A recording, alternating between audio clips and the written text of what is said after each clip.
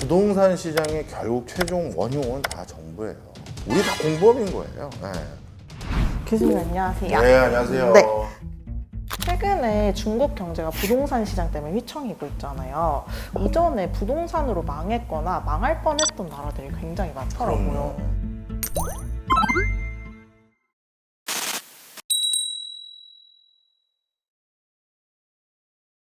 가장 먼저 생각나는 게 1990년대 일본의 부동산 버블 붕괴였어요. 네. 이때는 어떻게 흘러갔었는지 궁금해요. 경제학자들이 집계를 해본 결과 도쿄 땅을 진짜 다 팔면 미국 전역을 다 살 수 있을 만큼 도쿄의 땅값이 급격히 올랐어요. 가장 큰 이유는 일본 경제가 너무나도 큰 호황이었어요.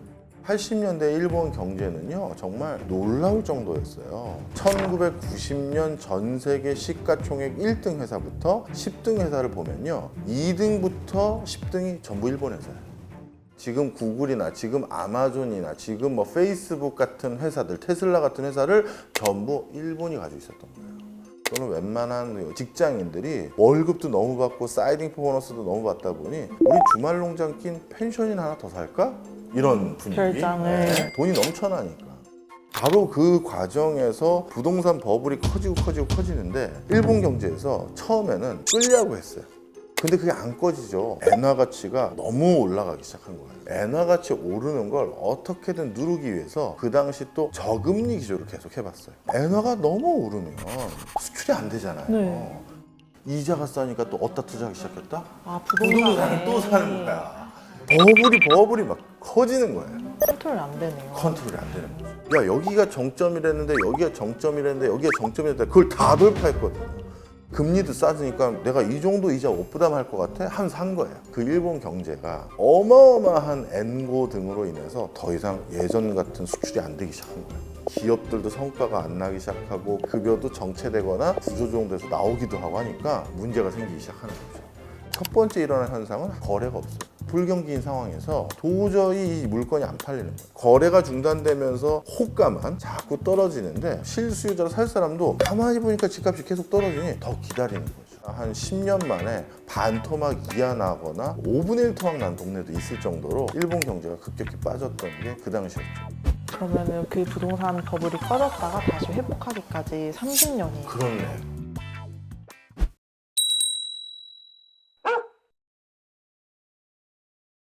2000년대로 오면은 미국 사례를 좀 돌아봐야 될 것 네. 같아요. 묻지도 따지지도 않고 대출을 해준다 이런 얘기가 있다가 그 2008년에 리먼 브라더스 사태가 터지면서 큰 일을 겪었었잖아요. 또 중요한 교훈을 얻을 수가 있어요. 항상 부동산으로 생기는 경제 위험은 정부가 만들어준 거예요. 전 세계는 모두 사람들 다 똑같아요. 마음은 내 집 하나 장만하는 게 다 꿈이거든요. 부시 대통령 시절이에요. 그때가 그 당시 중남미 지역으로부터 또 아시아계 이민자들이 대거 늘기 시작했어요. 이 사람들의 유권자 표심만 잘 잡으면 내가 또 대통령에 당선이 될 수 있는데 이 생각을 한 거예요. 그 사람들의 꿈이 뭘까 봤더니 미국에 와서 잔디밭 있는 앞마당, 우리 미국 영화 보면 다 나오잖아요. 그거 하나 꿈인 사람들이니 그 꿈을 내가 실현시켜줄게. 그거였어요. 부시 대통령이 통과시킨 법안의 이름이 아메리카 드림 액트예요.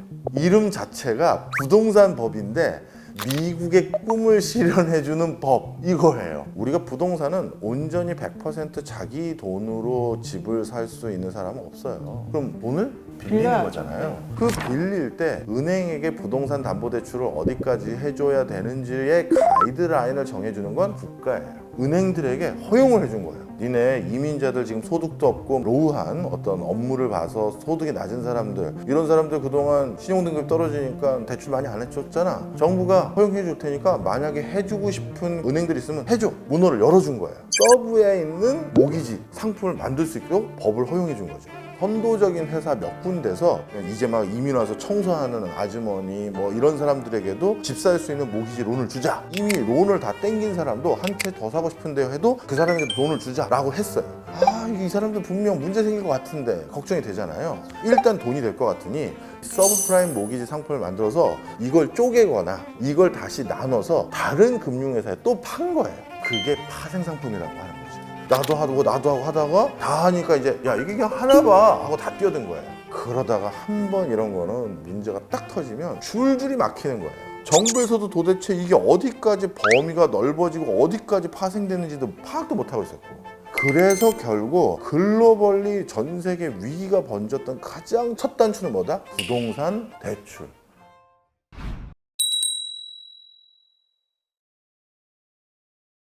마지막으로 영국이 요새 경제 분위기도 안 좋은데 부동산 문제도 심각하다고 하더라고요. 영국은 또 하나의 중요한 레슨이 있는데요. 물론 영국도 원흉은 정부예요. 부동산이 금융화 돼버리면 버블이 한번 생길 가능성이 높다.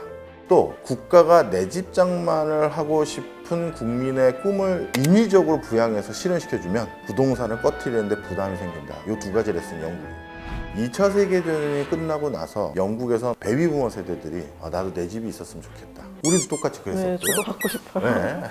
2차 세계대전 때 영국, 런던, 시내나 이런 데는 폭격으로 거의 대부분의 집이 전소됐어요. 이 사람들이 내 집을 다시 쉽게 짓거나 아니면 쉽게 살 수 있는 방법을 영국은 어떻게 했냐면 정부가 시중은행으로부터 법적으로 서브프라임 모기지처럼 허용을 해주고 그리고 영국은 세계적인 금융 강국이거든요.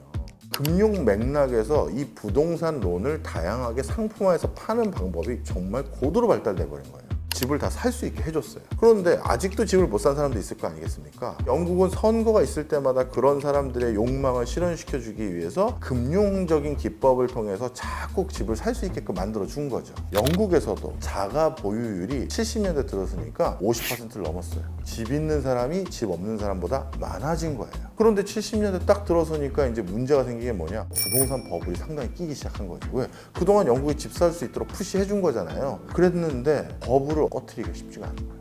유권자는 대출 30년 거치로 아니면 50년 거치로 집 빚 갚아야 되는 게 아직 많이 남았는데 정부에서 부동산 법을 꺼트리겠다고 집값을 꺾어주는 그런 정책을 한다? 총리 안 뽑아주시겠습니까? 뽑죠. 그 정당 안 뽑아요. 그러니 정치권에서 부동산을 못 꺼트리는 거예요. 그러니 그 뒤부터 계속 집이 부양 하는 거예요. 아니면 적어도 하방 경직성을 갖도록. 그래서 경기도 안 좋은데 남은 거라고는 부동산만 이상하게 가격이 커요. 많이 겹쳐 보이는 것 같아요. 중국도 그렇고 사실은 우리나라도 이런 상황에 어느 정도 들어와 있는 것 같은데 우리나라는 어떤 점을 조심해야 되고 정부 측에서는 어떤 거를 또 국민들은 어떤 식으로 부동산을 바라봐야 될까요? 우리나라도 자가 보유율이 50% 넘은 지가 꽤 됐죠. 집 가진 사람들이 유권자 중에 절반 이상이에요. 직장인들 중에서 꿈이 내 집 장만인 사람 아마 지나가다 보면 다 대부분이잖아요. 그래서 그 꿈을 실현하고자 대출 껴서 집을 샀단 말이에요. 그런데 지금 부동산 버블이니 집값을 꺾는다? 그 정당 뽑으실까요? 아니요.